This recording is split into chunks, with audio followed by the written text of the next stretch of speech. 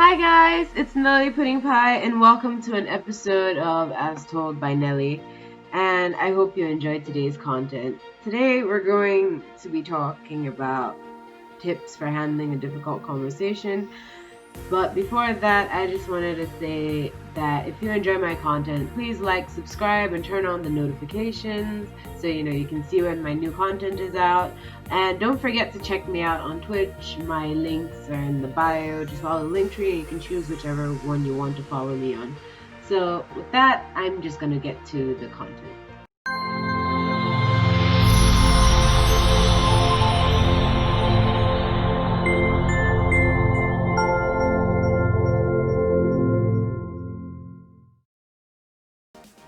So today I'm going to be talking about tips for handling a difficult conversation for pacifists. This is geared towards people that are non-confrontational. So if you're the type of person that would rather just not have a conflict, but you feel like this needs to be talked about, then this is probably what you're looking for. This is for dealing, and the type of difficult conversations I'm talking about are the ones that involve difference of opinions or conflicts with people you care about. So my first tip would be to know what you want to say. You should have a clear image of the point you're trying to talk about or what you're trying to say to the person. They cannot read your mind, and if things are fumbled up in your head, that's probably how you're going to deliver it. So you need to know clearly, what is it I'm trying to say and get across to this person. And when you feel like you can convey that, I feel like that's when you should go into it. My second point would be to be honest. You shouldn't over-exaggerate or undermine the issue here. If it is big enough of an issue to have even got you to think, hey, maybe I should talk about this, you probably should make it come across to the person.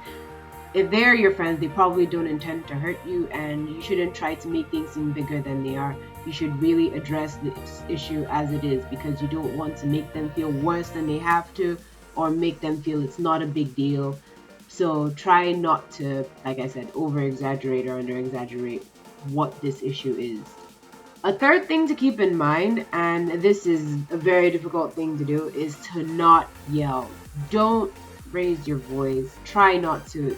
Especially if this is a conversation that is emotional, you may end up raising your voice to a point that it sounds like you're shouting, even though that's not what you intend to do. So always remember to pause, take a deep breath, step back, because you're not trying to attack them or cause more conflict. You're trying to resolve it, and yelling at someone is not exactly the most ideal way to go about it. So take a step back. If you're feeling tense or you feel you're yelling, you're probably yelling, so you need to calm down, get your feelings somewhat in order, and then feel free to continue. This is not to cause a fight, like I said, this is to make things better.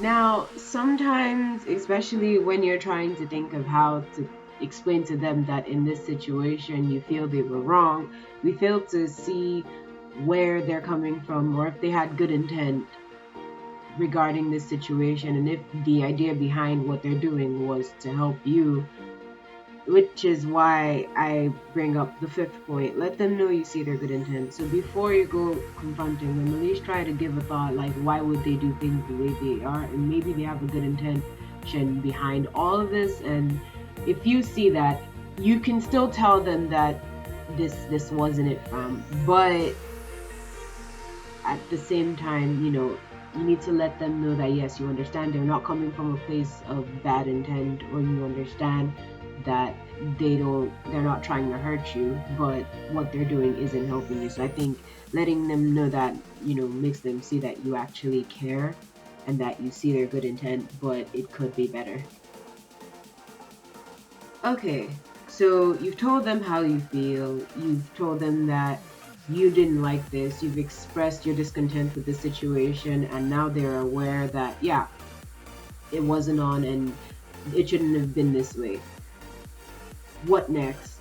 This is where I think the sixth point comes in. You need to have solutions or suggest compromise. You can't just go in there and create a problem. Okay, yes, you've stated the problem, but how can you make sure that it's completely solved? What can they do that's different. And if it's a situation where they still feel a part of them was that they weren't completely wrong, how do you suggest compromise so that people aren't just hurt, that they know how to move forward?